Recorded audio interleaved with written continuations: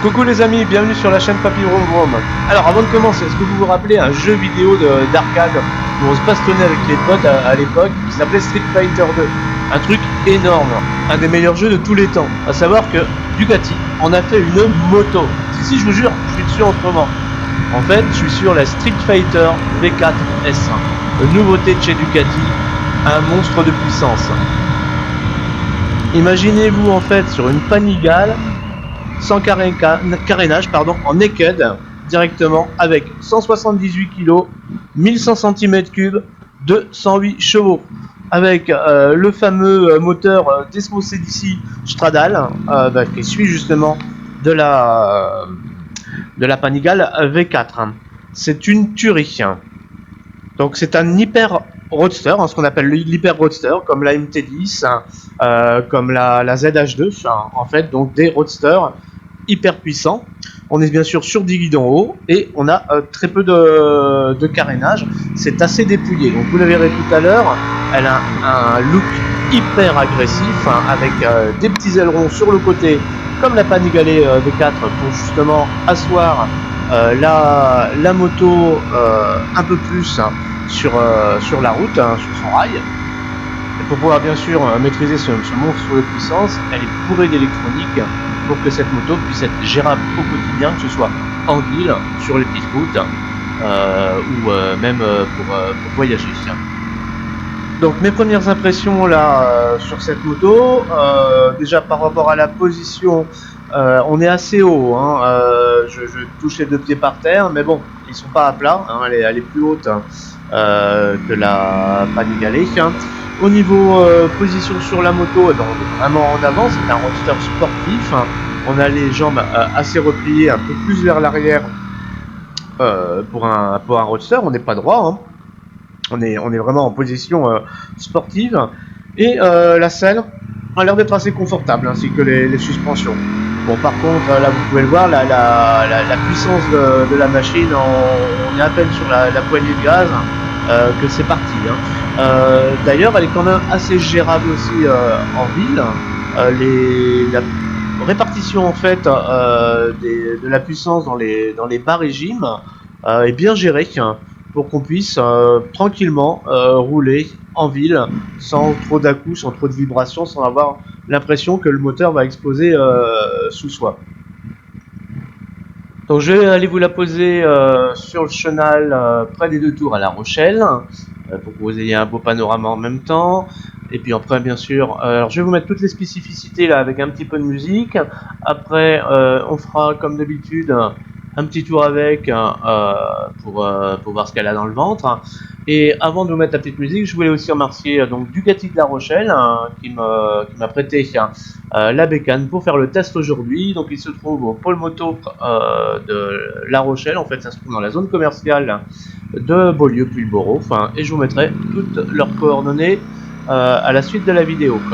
Bon, amusez-vous bien. Je vous mets de la petite musique et à tout de suite.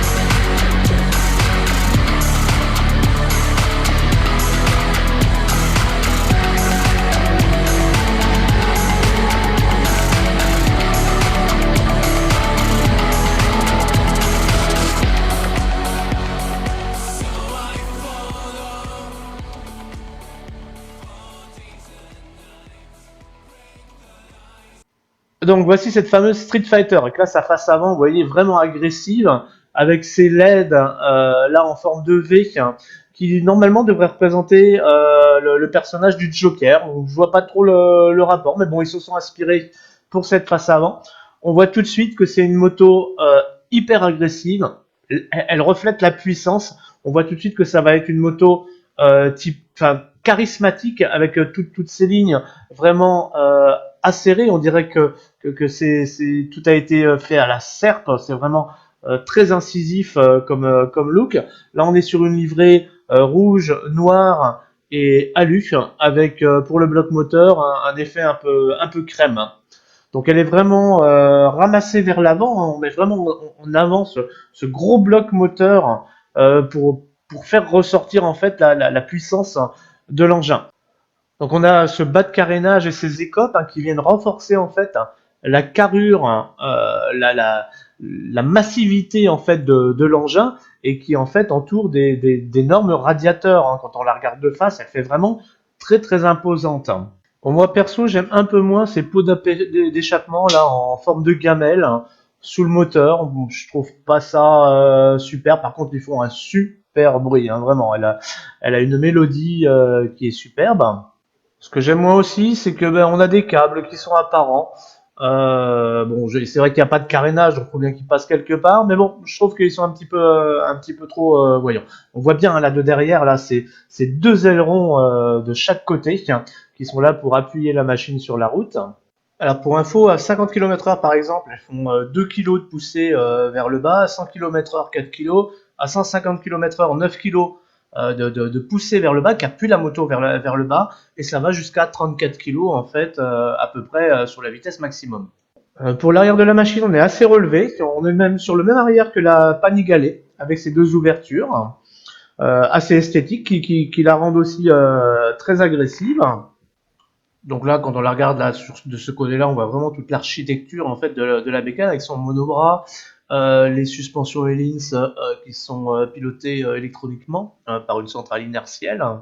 Là, vous voyez donc le bloc moteur avec tout son habillage en fait, qui la rend vraiment hyper massive. Au niveau finition, on est sur une qualité irréprochable. Les pièces sont magnifiques, c'est assemblé à la perfection. Tout vient coller au bon endroit, il n'y a pas de jeu et quoi que ce soit. La seule chose, c'est effectivement ces câbles. Je trouve qu'ils auraient pu un petit peu plus cacher. Donc voilà pour la présentation de la bête, du look. Maintenant, on va passer donc au niveau de l'électronique, à regarder un petit peu au niveau de son tableau de bord ce qui se passe. Au niveau instrumentation, donc on est sur un écran TFT couleur, bien sûr, avec éclairage jour-nuit, où on a vraiment toutes les indications, et tout est géré sur le commodo, sur les deux commodos, enfin le commodo gauche. Vous avez deux boutons, donc c'est un système d'appui long et d'appui court en fait. Donc c'est à partir de là où on va avoir toutes les informations, et on va pouvoir régler tout sur la bécane. Et quand je dis réglage, vous allez voir, c'est hyper poussé. Donc là, à première vue, on a toutes les informations lambda qu'on peut faire défiler directement. Ensuite, on peut rentrer donc sur les différents modes. Donc on en a trois. On a sport, on a course, enfin race, et puis on a strict, où on diminue en fait la puissance de la bécane. À savoir qu'on peut rentrer là dans le riding mode. Vous pouvez aller choisir toutes les options de tous les modes. Là, on est rentré sur le mode sport. On peut choisir de rentrer dans le menu moteur et de choisir en fait la configuration moteur que l'on veut, que ce soit high, medium ou light. Pareil pour l'ABS, pareil pour l'anti-wheeling, même le shifter, on peut carrément désactiver le shifter up and down. C'est quand même, c'est la première fois que je vois ça sur une moto, une telle technologie poussée pour les réglages, effectivement. Et c'est assez facile en fait, c'est très intuitif. Donc à savoir que dans les assistances, on a quand même l'ABS en courbe, on a le traction control, on a le contrôle de la glisse, on a le wheeling control sur 8 niveaux, parce que c'est pas les ailerons qui suffisent à ce qu'elles ne montent pas de la roue avant, bien sûr.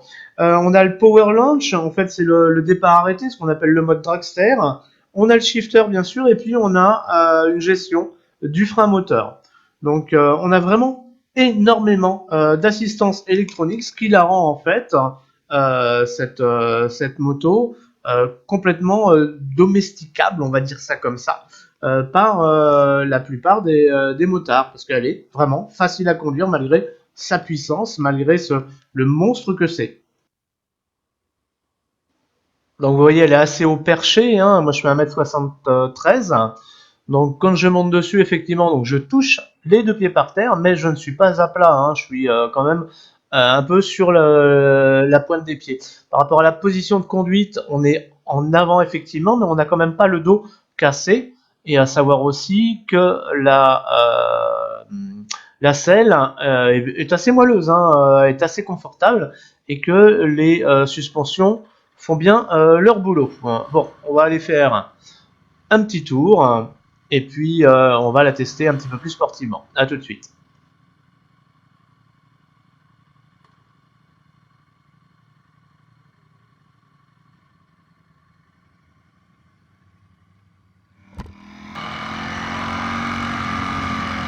Alors maintenant que ça fait quelques kilomètres que je roule avec, hein, que j'ai testé dans différentes situations, que dire de cette Street Fighter? Bon, déjà en ville, on peut rouler avec sans aucun souci. Le moteur est bien calé, on a le mode Street qui réduit la puissance du moteur, on peut même choisir carrément son calage moteur via le menu, donc elle régit très bien dans les bateaux, dans les bas régimes, sans avoir un moteur qui cogne ou quoi que ce soit. Elle est vraiment très très souple. Pour le maniement en ville, elle est super agile, il n'y a aucun souci là-dessus. Elle se fait remarquer, et d'une par son look, mais aussi par le bruit, hein, par la musique, la résonance de ses pots d'échappement. Les gens se retournent, hein. On est vraiment sur une moto qui est regardée. Le rayon de braquage est vraiment plus qu'acceptable. Il y a peut-être un petit souci de chauffe, malgré qu'ils aient mis en fait un réglage qui, quand la moto est à l'arrêt, en fait bloque les soupapes. Enfin, j'ai pas tout compris. En fait, ça évite au moteur de chauffer, mais malgré ça, quand même, on a quand même quelques petites remontées de chaleur, comme maintenant. Là, je m'arrête, hein, vous voyez, donc ça commence un petit peu à chauffer. Donc vous voyez, quand je vous dis qu'elle est regardée, là, le monsieur, il la regarde, là, le motard, hein, il oh putain, la belle moto, hein. Ah, un gros bateau, ça aussi on le regarde. Un catamaran de chez Fontaine Pajot, quoi.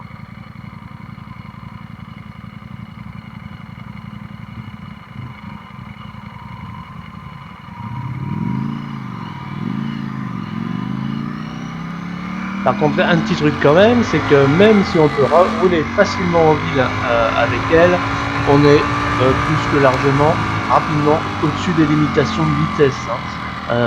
Dès la première, dès la seconde, on est largement au-dessus. Donc oui, effectivement, on peut rouler avec, mais c'est quand même une moto qui reste déraisonnable sur nos routes, hein, on va pas le nier. Bon, la partie cycle est super agile, vraiment très très fiable. C'est un vrai rail, hein. Vous avez vu, il y a même le petit amortisseur de direction là qui est visible directement sous le guidon.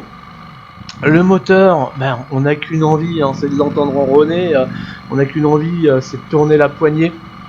Elle pousse vraiment au crime, cette moto, parce qu'elle est vraiment une machine à sensation. On sent dessus qu'on est là pour s'amuser, pour prendre du plaisir, pour avancer, pour rouler. C'est vraiment le concept de ce qu'on appelle l'hyper roadster, c'est-à-dire prendre une hyper sportive, lui enlever le carénage et puis la mettre sur les routes. C'est pas fait pour, mais on fait quand même avec. Alors, par contre, malgré qu'elle soit aussi puissante, aussi rageuse, aussi démesurée, il y a toutes les assistances derrière, et elle a un freinage monstrueux qui nous permet aussi de rouler en très sécuritaire, hein. Vraiment, je me sens vraiment très en sécurité par la machine. Ok, elle avoine, mais alors derrière, tout est là pour nous sécuriser. Vraiment, le freinage est plus qu'incisif. L'ABS est réglé tout poil, pas trop intrusif. On est vraiment sur une moto facile et plaisante à piloter. Alors quand je dis piloter, c'est pas voyager.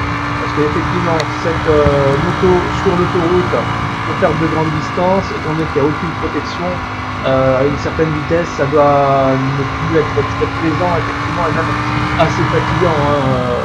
On n'a vraiment aucune protection au vent, même pas un petit saut de vent, rien que je sais pas si d'ailleurs ils vont mettre des équipements à rajouter pour la rendre un petit peu plus touring.